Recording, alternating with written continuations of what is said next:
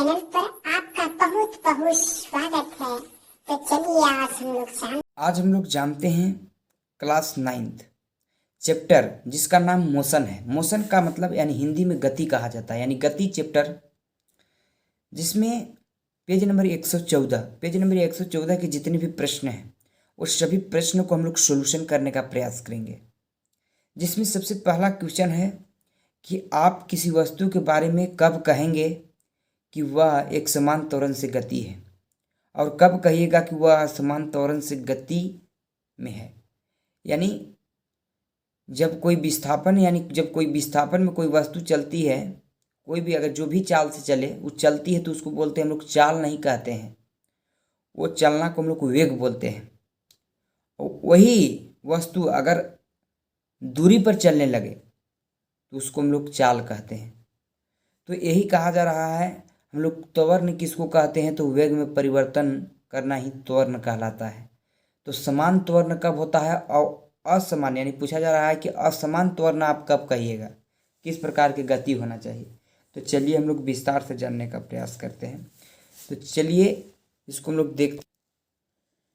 यानी समान त्वरण हम कब कहेंगे तो जब कोई वस्तु वेग में परिवर्तन समान समय के साथ समान रूप से करता है। जब कोई वस्तु अगर वेग में परिवर्तन समान समय के साथ अगर समान रूप से करता है तो उसे समान त्वरण कहा जाता है। जैसे कोई अगर एक बिंदु से अगर कोई वस्तु को हम शुरू करते हैं, मान लीजिए 2 किलोमीटर प्रति घंटा के रफ्तार से चल रहा है, उसके बाद परिवर्तन फिर एक घंटा में, इससे वस्तु जो है से 1 घंटा में फिर 2 किलोमीटर दूरी का तय किया, फिर देखिए 1 घंटा में 2 किलोमीटर दूरी तय किया। यानी इससे हमें यह पता चल रहा है कि परिवर्तन जरूर हो रहा है, 2 किलोमीटर का परिवर्तन हो रहा है, लेकिन समान रूप से हो रहा है।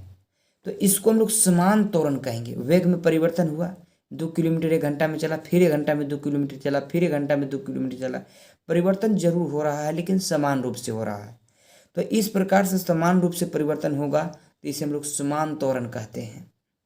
उसके बाद असमान त्वरण किसे कहते हैं तो असमान त्वरण है, असमान कह रहा है कि जब कोई वस्तु वेग में परिवर्तन यानी समान समय के साथ समान रूप से नहीं करता है। जब कोई वस्तु वेग में परिवर्तन समान समय के साथ समान रूप से नहीं करता है तो उसे असमान त्वरण कहते हैं। जैसे यहाँ पर देखिए वस्तु 2 किलोमीटर यानी 2 किलोमीटर प्रति घंटा की मतलब वेग से चल रही थी, उसके बाद देखिए 3 किलोमीटर प्रति घंटा की वेग से चली, परिवर्तन जरूर कर रही है, वेग में परिवर्तन जरूर कर रही है। फिर देखिए 4 किलोमीटर प्रति घंटा की रफ्तार से चली तो 4 किलोमीटर, 3 किलोमीटर, 2 किलोमीटर, परिवर्तन जरूर किया लेकिन समान समय में ये जो परिवर्तन किया वो भिन्न रूप से किया, समान रूप से नहीं किया। इसलिए ये त्वरण जरूर होगा, ऐसा नहीं कह सकते हैं कि त्वरण नहीं है। परिवर्तन हुआ तो त्वरण है लेकिन असमान त्वरण है, और जो समान रूप से होता है उसको समान त्वरण कहते हैं, और जो असमान रूप से होता है उसे असमान त्वरण कहते हैं। उसके बाद हम लोग अगला क्वेश्चन को देखते हैं। दूसरा प्रश्न है कि एक बस की गति 5 सेकेंड में 80 किलोमीटर प्रति घंटा से घटकर 60 किलोमीटर प्रति घंटा, यानी देखिए प्रति को हटाकर माइनस में पावर दिया है, इसे कोई फर्क नहीं पड़ता है, आप प्रति बोल सकते हैं, क्योंकि प्रति का मतलब होता है एक समझिए तो भागा का चिन्ह हुआ और बटा में था और ऊपर एच के ऊपर किया जाएगा तो इसका पावर जो है से माइनस में आ जाता है। तो ये 60 किलोमीटर प्रति घंटा हो जाती है। तो कह रहा है कि बस की त्वरण ज्ञात कीजिए। तो इसमें दिया क्या है, आपका प्रारंभिक वेग दिया है, अंतिम वेग दिया है और आपका समय दिया है। तो त्वरण जो है से हम लोग आसानी से निकाल सकते हैं। तो चलिए इस क्वेश्चन को हम लोग सॉल्यूशन करने का प्रयास करते हैं। तो दूसरा क्वेश्चन आप यहाँ पर आराम से देख सकते हैं कि जो प्रारंभिक वेग है, जो वेग शुरू होती है, कोई बिंदु है वहाँ से जो शुरू होता है कोई गाड़ी, तो वहाँ से जो बताया जाएगा कि यहाँ से शुरू हुआ तो इतना किलोमीटर से प्रारंभ हुआ, तो वहाँ पर बताया गया कि 80 किलोमीटर प्रति घंटा की रफ्तार से चल रही थी, लेकिन घटकर 60 हो गया। तो जो प्रारंभिक वेग है जो शुरू वाला होता है उसको प्रारंभिक वेग बोलते हैं। तो जो प्रारंभिक वेग है वो आपका 80 किलोमीटर प्रति घंटा है। तो इसको सबसे पहले मैंने क्या किया कि इसको मीटर प्रति सेकेंड में चेंज करने का प्रयास किया, क्योंकि हमको त्वरण ज्ञात करना है और जो त्वरण होता है वो मीटर प्रति सेकेंड स्क्वायर में होता है, इसलिए हम सभी को मीटर प्रति सेकेंड में करते ही जाएंगे। तो इसको मीटर प्रति सेकेंड में चेंज करने के लिए मैंने किलोमीटर में 1000 से गुना कर दिया, और जो 1 घंटा था उसमें मैंने 60 और फिर 60 से गुना किया, क्योंकि 60 में गुना करने से मीटर में होगा, फिर 60 से कर देंगे यहाँ पर गुना करेंगे तो सेकेंड में परिवर्तित हो जाएगा, जो कि इसको पूरी तरह से तोड़ने पर आया 200 बटे यानी 200/9, यानी 200/9 आपका मीटर प्रति सेकेंड आया। अंतिम वेग, जो आपका अंतिम वेग भी है वो 60 किलोमीटर प्रति घंटा है।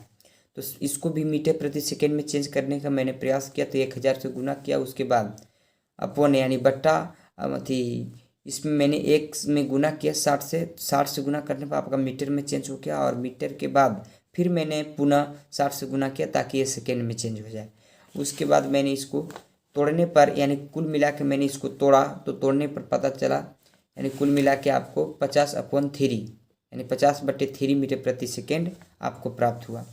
उसके बाद मैंने इसको आगे सोल्यूशन करने का प्रयास, उसके बाद टी बराबर दिया है 5 सेकेंड, तो त्वरण बराबर पूछा है वाट। तो त्वरण बराबर फार्मूला होता है ए बराबर यानी v-u, अंतिम वेग में घटाना पड़ता है प्रारंभिक वेग को बटे टी करेंगे। आपका अंतिम वेग 50/3 आया था, और जो प्रारंभिक वेग है वो 200/9 यानी 200/9 आया था।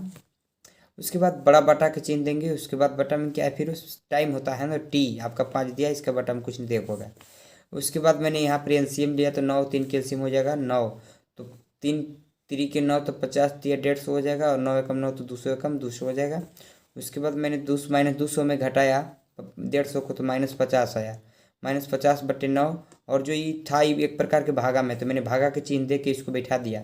उसके बाद मैंने इसको गुना में चेंज किया, तो गुना में चेंज करने के बाद 1 जाएगा ऊपर और 5 आ जाएगा नीचे, 5 दहा के 50, यानी कुल मिला आपको यहाँ पर मिला -10/9। इसको तोड़ा तो प्राप्त हुआ -1.1 मीटर प्रति सेकेंड स्क्वायर। तो इस प्रकार से मैंने इसी प्रकार से तीसरा क्वेश्चन को सोल्यूशन करने का प्रयास करेंगे। तीसरा क्या है?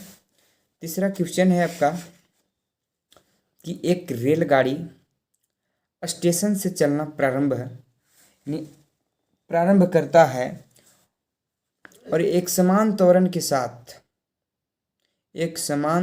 के साथ 10 मिनट में 40 किलोमीटर प्रति घंटा की यानी प्रति घंटा की चाल प्राप्त करती है, तो इसका त्वरण ज्ञात कीजिए। यानी हमसे त्वरण पूछा है। तो चलिए तीसरा क्वेश्चन को हल करने का प्रयास करेंगे। यानी इसमें कहा गया है कि एक रेलगाड़ी स्टेशन से चलना प्रारंभ करती है, यानी जो प्रारंभ करती है कितना चाल में प्रारंभ करती है वो नहीं दिया है, यानी 0, यानी प्रारंभिक वेग नहीं दिया है, यानी आपको 0 इसको मानना होगा। क्यों? क्योंकि दिया ही नहीं, इसका मतलब वो 0 होगा, 0 पर चालू हुआ होगा। जिस वस्तु, अगर मान लीजिए कोई वस्तु से अगर चलना प्रारंभ करता है यानी रुक, तो वहाँ पर चलना प्रारंभ करने का मतलब पहला बिंदु पर रुका हुआ होगा, उसके बाद वहाँ से चलना प्रारंभ किया, तो प्रारंभिक वेग क्या हो जाएगा? 0। तो यहाँ पर प्रारंभिक वेग क्या हो जाएगा? दिया है तो प्रारंभिक वेग 0, अंतिम वेग दिया है 40 किलोमीटर प्रति घंटा। तो 40 किलोमीटर प्रति घंटा को सबसे पहले हम लोग मिनट में चेंज करेंगे 1000 से गुना करके। उसके बाद घंटा में अगर 60 से गुना करेंगे तो मिनट में हो जाएगा, फिर उसमें 60 से गुना करेंगे सेकेंड में हो जाएगा। उसके बाद यहाँ पर 400 हो जाएगा और 6 छक 36 हो जाएगा। तोड़ने पर आपको 100/9 प्राप्त होगा मीटर प्रति सेकेंड। टाइम आपको 10 मिनट दिया, 10 मिनट को मैंने सेकेंड में चेंज किया, 600 सेकेंड प्राप्त होगा। उसके बाद त्वरण पूछा है, तो त्वरण बराबर फॉर्मूला होता है v-u/t। v के मान आपको 100/9 प्राप्त हुआ और u के मान 0 है तो 0 रखूँगा। उसके बाद 9 1 कैल्शियम 9 हो जाएगा, 9 एकम 9 तो 100 एकम 100 हो जाएगा, और 0 का पढ़ा आप कितने बार पढ़े 0 ही प्राप्त होगा। उसके बाद 100/9 यहाँ पर मिलेगा, और 600/1 है तो 601 भागे के चिन्ह देकर इसको मैंने बैठा दिया, क्योंकि बटा में है तो भागा में ही है, तो इसको 600 को भागा के चिन्ह देकर मैंने बैठा दिया। उसके बाद 100 यानी 100/9 है, और भाग गुना में चेंज इसमें मैंने इसको किया तो 1 जाएगा ऊपर और 600 आ जाएगा नीचे, 2 को 0 से 2 को 0 कट जाएगा। आपको कुल मिला के प्राप्त क्या हुआ? 1/9 = 54, 1/54 मीटर प्रति सेकेंड स्क्वायर प्राप्त हुआ। यानी पेज नंबर 114 का मैंने पूरी क्वेश्चन को सोल्व कर दिया। उसके बाद मैं इसी प्रकार से अन्य वीडियो को भी बनाता रहूँगा। इस वीडियो को देखने के लिए और समझने के लिए कचानपुर ऑफिशियल आपका स्वागत करता है।